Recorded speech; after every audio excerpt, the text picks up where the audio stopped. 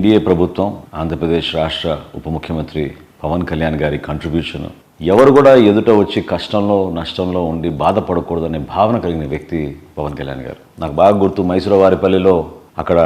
పిల్లలకి ఆడుకోవడానికి play ground లేదంటే 60 లక్షల రూపాయలు సొంత నిధులతోటి ఆయన విరాళం ఇచ్చి వాళ్ళకి ఏర్పాటు చేశారు. గిరిజనులు అంటే మన జాతి సంపదగా భావించి వారి పరిరక్షణ కోసం దాదాపు 60-70 సంవత్సరాల నుంచి వాళ్ళు ఎదురు చూస్తున్న కనీస మౌలిక సదుపాయాలు లేని గ్రామాలు, వసతులు కల్పించలేని పరిస్థితులు, వాటిని అధిగమించి ఏ విధంగా కోట్ల రూపాయలతోటి రోడ్ల నిర్మాణం చేశారో, ఏ విధంగా గ్రామీణ ప్రాంతాల్లో వెలుగు నింపే విధంగా ఎలక్ట్రిసిటీ తీసుకొచ్చి వాళ్ళకి అందించారో, అంతిమంగా పీపుల్స్ గవర్నమెంట్, ప్రజల కోసం మనం పరిపాలన అందిస్తున్నాం, ఏది చేసినా మన రాష్ట్రాభివృద్ధి కోసం, మన భవిష్యత్తు కోసం,